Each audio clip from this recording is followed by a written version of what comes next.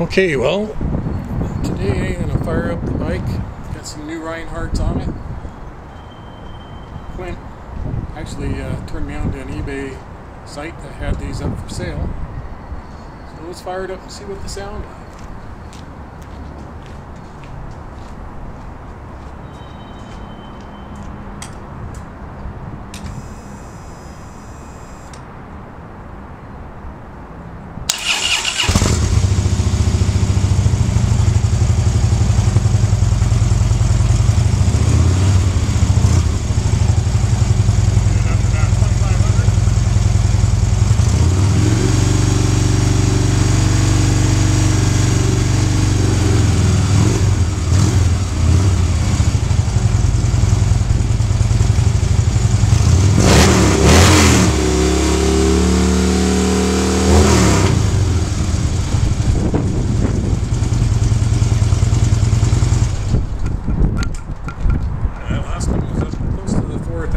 RPM range, so it sounds pretty good.